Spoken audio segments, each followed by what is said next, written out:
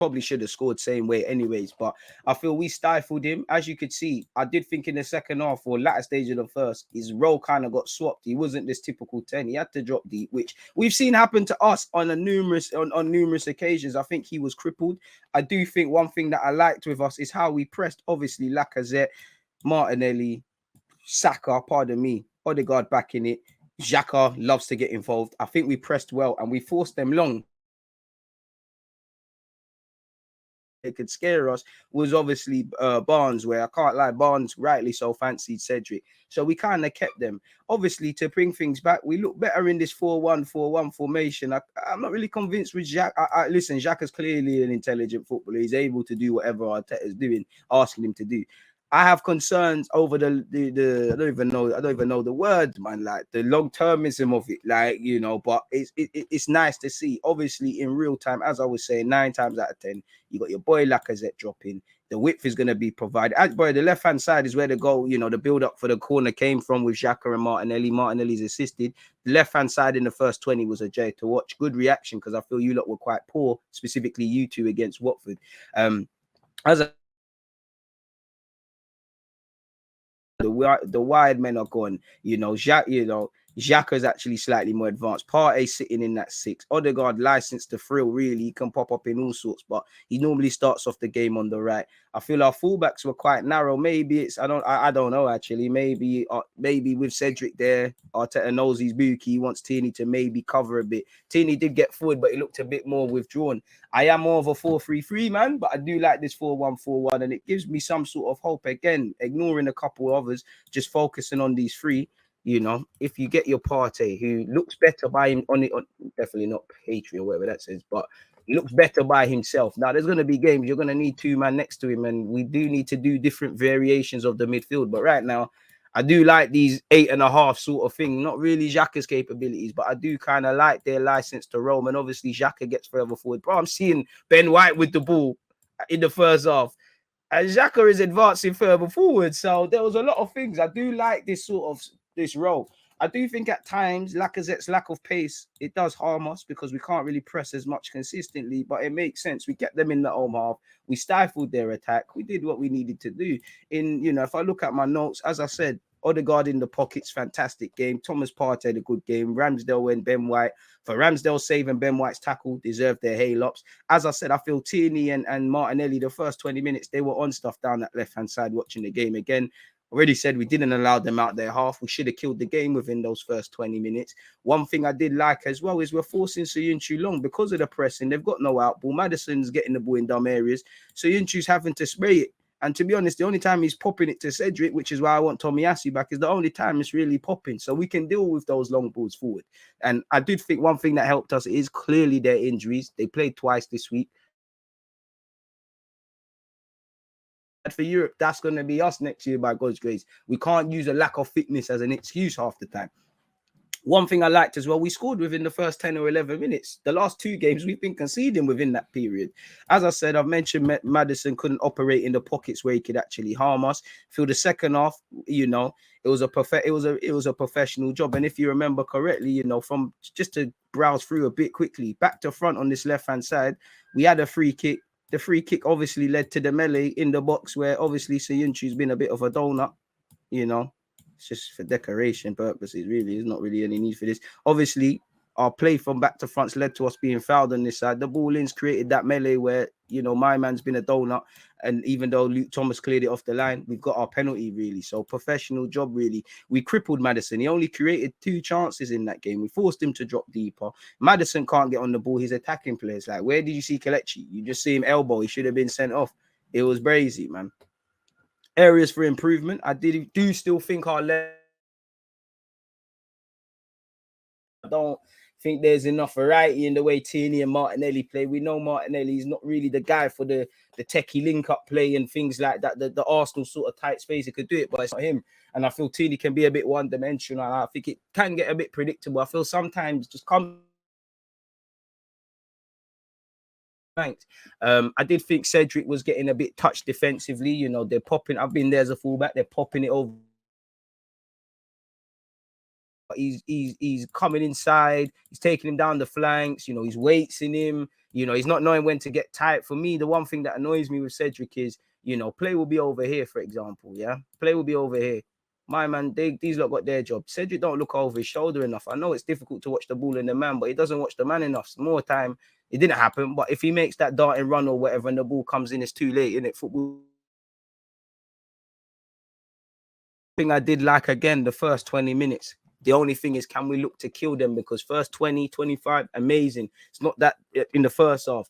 The latter stage of that first half, it's not that we were poor. It's we started to allow them to grow into the game. And I feel their last 5, 10 minutes, they had their best sort of passage of possession off in that period, people. So it is what it is. As I said, we know we got a young squad, but in terms of fine margins, just be a bit switched on. I kind of said it earlier, but 42nd minute is Cedric's throw. You know, we're winning. The game is close to half time. We don't need to, you know, we need to learn at times. Either, you know, we still got that. We either play at 100 miles per hour or we're not, you know, the handbrake is still up. We've got to find that balance, especially when it comes to closing out games and things like that. 43rd, 42nd minute, for no reason, Saka's taking the throw in very quickly and they've counter-attacked. It's come to nothing.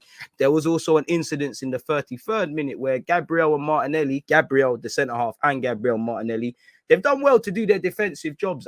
Can I actually show you to scale? Let's just say it was here, people. Is the screen still showing? Yeah, it's still showing. Big up you lot. But yeah, let's just say it was here. Now, they both did well to kind of cut it out, yeah? They both did well. They were trying to see out the ball. Now, all I want is someone put your foot through it. Let's clear our lines, get further up the field. They're trying to see the ball out. They've got zanged and it's ended up in the corner. Fortunately, nothing happened. But again, that's a talking point. Just being switched on. And I didn't even feel for that Maddison chance where Ben White's made the save. I'm not going to lie, Martinelli, you're not looking over your shoulder for Maddison. So we needed to do that. As I said, I did like how narrow we was off the ball, as well. Like there's times I really do like I do like our shape, and Arteta is one thing, but and obviously Arteta needs the ability to convey these messages to his squad, But it's also down to their retention and making intelligent decisions. I do like how narrow we become when, you know, Martinelli and Saka. I don't even know if it will make sense, but you know, it's like Martinelli standing on Maddison, so you're kind of killed at the game. Then obviously, you know, you've got you've got them. You know, Martinelli standing on him. And it's almost like we're just creating 1v1 battles. Like Martinelli, you stand on him. Saka, you slyly do that on the other side, and then obviously it's 1v1s. You know, just don't lose your battles. It's you against Barnes, Cedric. The centre halves have the striker and whatnot. And then obviously you've got Partey as that insurance. You've got Xhaka, who's quite switched on as well. And you've got Laka dropping in. And again, on the counter, we've got people that are there on the break. So more to scale. I did like how times where, again, we're just very narrow, like just holding our shape. And at times it even goes away from that 4-4-1 thing. And it just becomes a simple, just two banks of four, essentially, you know. And then you've got Odegaard slightly there and you've got Laka there. So I do. And all of those sort of things, people. We do need to be a bit more ruthless as well. As I said, first 20 was quite good. If you remember in the 17th minute, Partey's cracked the post. Really, Lacazette and Saka, off the back of good play from Odegaard, should have probably banged it. Watching the game again, I know we all talk about Partey trying to score bangers, but no one's speaking about Xhaka trying these as well. So it is what it is, man. And for me, as I said, man, it's without a doubt, Odegaard, he's a magician, he's a wizard, he's always aware of where his teammates are, where they should be, he sees things, you know, it's a that's a Raven thing, very cultured, keeps things ticking, rarely loses it, he's a conductor, he's a maverick. I really do feel, I don't say it all the time, I don't say it hardly any, but I do feel he has world-class potential, provided everything goes well. He's clearly not the finished article. I even think Ozil comparisons, while I see it, while I welcome it, I know Ozil wasn't the best of talents. Well, people won't have him as the best of talents, but I think man have to remember what Mesut Ozil really was on to be comparing Odegaard right now to it. But he could definitely be up there if he wants it, if we build around it and things like that, people. You know, the way he gets into pockets, he's a leader, the flicks round the corner, the reverse passes, the ice cream scoops, the dummies, you know, the tight spaces, the on the counters. These are players I like to watch in it. Like I've got all the time in the world for these guys. You know, Arteta, you're finally remembering your football heritage. These are the guys you need, not these Williams and these sort of guys, man. We were selling our soul, man. We're kind of getting back to it, people. So It is what it is, man. It is what it is. So yeah, man. Boy, boy. Yeah, man. I think what else have we got? I think if we look at some of these things, what's all this? All right, let's go on the Twitter account or Bino and see some of these statistics. You know me, I don't need an excuse to gas up Arsenal. If Gabriel and Gabriel Martinelli play against Leicester, they will join Gabriel Paulista, with all three Gabriels having played exactly 46 Premier League games. Boy, all Brazilian as well. Arsenal have won 9 of their 11 Premier League games, losing 1, drawing 1, and winning 9. Only defeat came in controversial circumstances against. Yeah, we switched off for that goal. And here's a pen. Don't know what's going on. Arsenal are now 10 points up overall against last season's equivalent fixtures. What else have we got? I don't know. You're right. I don't know how Kelechi wasn't sent off. We've hit the woodwork 14 times. I think we're going back far too much. But yeah, I was reading that, so I thought let's look at that. As I said, don't need an excuse to gas Martin Odegaard. When you look at his game by numbers, 68 touches, 27 passes in the final third, 6 chances created, 6 draws won, 6 penalty entries. Now, a lot of these stats I don't care, but it's just an opportunity to gas him, innit? So why not? It makes sense. And a bunch of other things, man. Again, very, I think one similarity, it looks like they're on just ripping Leicester. They're all, like Mesut Ozil, he was on sourcing up Leicester, so that's great. Obviously, unfortunately, Odegaard being more my sort of player means I haven't gassed up Partey's thing. He's finally looking like he's on this people, and he's looking confident and all these sort of things. You look at his game, he did get his second Premier League goal this season, another header. He won 100% of his draws, won the ball 6 times. 6 draws won, made 4 tackles, a bunch of other stuff as well. If you want other than once you get past tackles, I only care about the goal and the interceptions. Really, you can look at that. Partey doing what he needs to do. It finally, when it looks like we've got a plan in midfield now, the individuals start shining. When you're just throwing Partey and we're doing 2 double sixes, he's doing box to box 1 week. Obviously, you need multifunctional players. You want him to be able to do other things, but it is what it is. Are we, are we looking at him to be our Rodri? I don't know what Arteta is doing, but it's lovely to see Partey's finding his feet. Martin Odegaard created 6 chances against Leicester, the most he has ever created in a Premier League game, people. 6 against Leicester, 5 against Leeds, 5 against Newcastle. One of his best performances for me is Old Trafford away, personally, apart from that penalty. But yeah, man, there's a lot more to come from him. But yeah, man, exactly what I wanted to see. Most Premier League clean sheets in the season for Arsenal in our last 6 years. Ramsdale has 12. He's tied with Petr Cech. And he moves 1 ahead of Leno and Cech in previous years. We have 12 games remaining. And I feel in our last 3 games previously, we could have, it could have been 15, but it wasn't, innit? And obviously, big up Arsenal, because going into that, Schmeichel didn't concede in 3 games. Not anymore. Arsenal have now kept his during the entirety of last season. So, we might not be there in terms of scoring, but no coincidence. We probably are, but, no coincidence. You keep balls out the back of your net, you do all right, or you do better than you normally do. Our last 11 games, win. Actually, I need to zoom in. Win.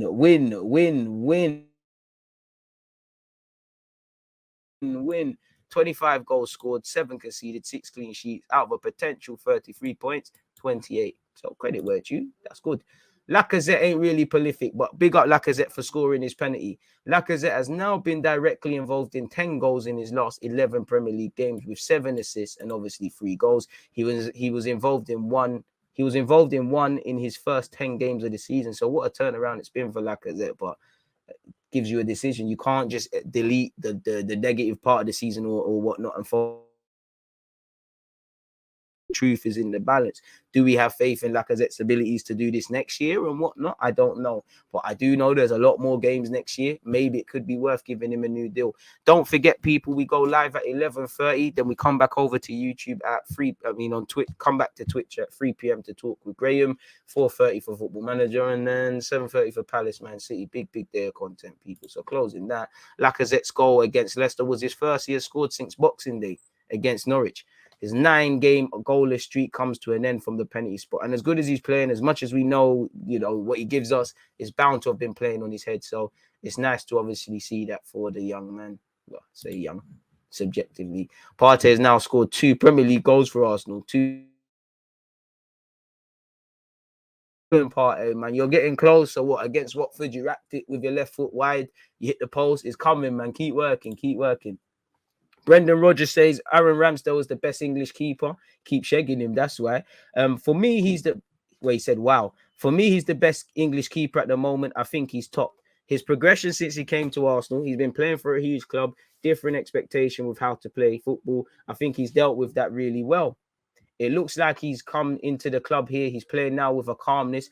To be fair, that was, I feel, in the last couple of games, his calmness was kind of leaving him and he was moving booky. He was back to his best against Leicester. It looks like and his distribution was very good. Couple of times for Saka. Saka couldn't even deal with it. Too hot for the little chili. It looks like he's coming to the club here. He's playing now with a calmness we saw earlier this season, and he was jumping about. But now he's got a really nice calmness to his game. He plays well with his feet. He makes saves. His saves from Barnes looked in all the way. That was a great save, and it kept Arsenal in front.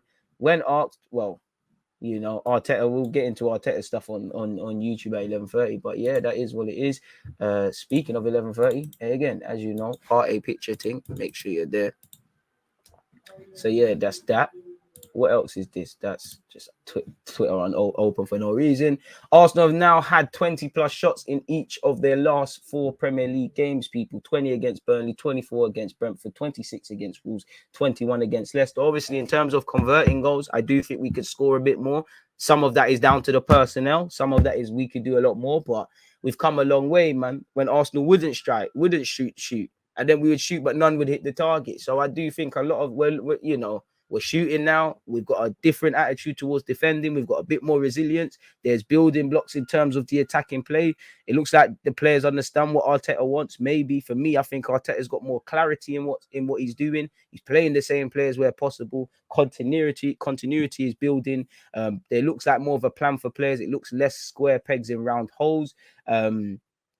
I like as well, he's learning from his mistakes, man, because there was times you'd rush Partey back or even rush Xhaka back, they get injured. Now, when you listen to his press conferences, he'll say, listen, we tried rushing back Tomiyasu, allow it now, innit? So I have to give credit. I don't think anyone, I don't want to just give credit for competing, but we're moving in the right direction, man. This is everything I wanted to see. Well, not everything, because I want Arsenal to win the league, but you get the point, people. So, yeah, man, where Arsenal's concerned tactically, good day at the office. Arsenal Tactical review. Yeah, it is what it is. Let's get into some broader football now as well, people. Allegedly, Salah's rejected the deal. Haaland to Man City. Messi and Neymar were booed in the victory, against Bordeaux. So it's been quite the week. And obviously, that was a lengthy read. Maddison on the new Xhaka role, maybe, but yeah, I don't know. The best thing about the Chelsea situation is seeing Matisse's face last week on the Rancy show when Roman got sanctioned. Shout out Matisse, Rancy. It's mad how Maddison would have cost you times 3 more than Odegaard, yet he's not even half the player. Harsh, man. I fuck with Maddison. I like Maddison. But I did think people, again, as you know in football now, as people will do the hindsight thing, it's a steal. It's how did Real Madrid shot him? But they were saying Real Madrid zanged us. They were saying, why would Arsenal do that? We all know in the Prem, quality is attributed to what you spend. Now, as an Arsenal fan, I've seen us spend big money on players and them not fail and them fail. I've seen us spend big money and we've got results. I've seen us buy cheaply and the saying you get what you pay for. It comes to pass. But then you look at what Odegaard, 30 million euros. Tomiyasu played no part, 16 million quid. Obviously, Martinelli, even £6 or so million. Saka's come through the academy. They've provided better value. As much as I like Lacazette, but if we're honest, 52 million, we're talking about link-up play. We're letting man get away with not scoring in 9 games. I'm not drawing man out for that. I'm just saying. I'm not saying he's not quality. I just feel it's a Premier League thing where man gets snooty about the money spent, because the same people saying that we showed at the time we showed no ambition not getting Maddison, they would have said you overspent. As long as what we've seen happen, Arteta wants these players for a specific reason and they grow into such, it is what it is, man. Bit harsh on Declan. For 120 million, that's a myth, and 80 bands still, but he played quite good, man. You lot are doing. And he was involved in the build up to one of the goals, if I can remember correctly, man. But seeing as how we managed to salvage a draw at Anfield with Holding coming in, do we risk it and go over back 3 to just get over the line with a draw? I don't think we should play against Liverpool for a draw. Just try and do what you're doing, I don't think we're a team that can go out there and say we're just playing for a draw yet. We ain't got that footballing IQ. And again, I don't just want to sit back at home against Liverpool because they will breach that wall. So yeah, man. Probably it will be a while, man. Right, United fans cheering on Liverpool, just like I see a lot cheering on City. How the mighty are falling. DG, how do you think we can improve our attack on the left? Martinelli was very wide, teeny cautious. I think they were told to do that, and I don't have an issue with that. I'll just say be a bit less predictable, in my opinion. Like, all right, we got variety. Saka has the perfect mix of when to come in, when to not. Odegaard typically peels over to that side as well. So, yeah, man. He's got him doing the Firmino thing. He's getting a tune out. I think Tomiyasu shouldn't play. Saka looks so much better when he has a fullback overlapping. Yeah, but Cedric looks shaky defensively. I'd rather, I'd let Odegaard and Saka do the link-up play if it gives us a bit stronger defensively. But I don't think Tomiyasu will be fit anyways. Arteta has found how to fit his best players into a system, allowed them to be creative and play to their strength. Mate, you need to come here and sit here. My job's done, mate. Nice to see we've got confidence. But it comes from doing the right things, man. And probably when we was doing shit, again, the boys kept working. That's what you need to do. So, yeah, just, again, you're never as good as you think you are when you win. You're not as bad as you think you are when you lose. Just keep level-headedness and maintain. As I said, it's all great for Arsenal. And I'm not trying to rain on our parade, but we ain't achieved nothing. May's not come yet. Right. And even fourth, it's an achievement, but it's not an achievement. It brings in some finances, gives us a platform to bring players in, of course, but it's not an achievement. Again, do you really want to, if you're a footballer, you want to go on Wikipedia and see your honours and then finish top 4? That's not legacy. And I'm not criticizing. I'm just saying we need to build on things. Diaz versus Cedric. Boy, let's have faith, man. Let's have faith. But yeah, where the other Premier League games were concerned, people, again, Ronaldo, innit? Hat-trick. He's meant to be the problem at Man United. I understand why people say he's a problem, but out of the multiple problems at Manchester United, Ronaldo's not one. Maguire might be one. Obviously, when I look at the penalties given this week for handballs, I'm not really a fan of them. But, I think United showed why they got problems. They can bring up Jadon Sancho, another big game. He's got something from it as well. I think it showed them, they can attack, they can score goals, but they've got brain farts. They've got absolute brain farts. Easy for him to say, Ole Gunnar Solskjaer being at United. Well, if I can play for Wrexham and say all that shit. But brain farts. Tellez, unfortunate. Maguire, unfortunate. Even more unfortunate. Romero's there taking a pee out of him and then gets humbled.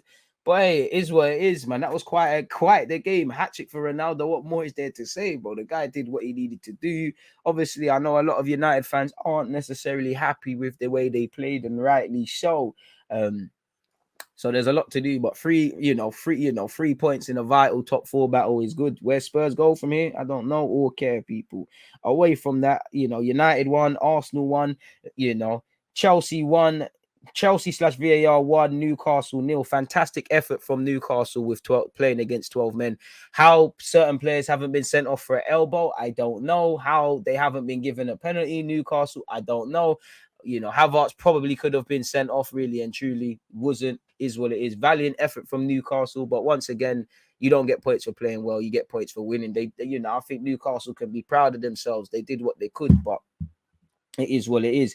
It's peak for Everton. It's peak for Everton. It's peak for Everton. They lost to Wolves. Connor Cody scored, former Liverpool man as well, to add more insult to injury. Lampard might just have a relegation on his name. Big 3 points for Wolves. There's obviously courtesy of Rodrigo and Gerrard in the 90th minute. They subjected Norwich to a 2-1 defeat. West Ham, courtesy of Yarmolenko, and obviously for now, Ben Rama had a good game, and what a goal it was, as I said earlier, from Ramsey, which was in vain.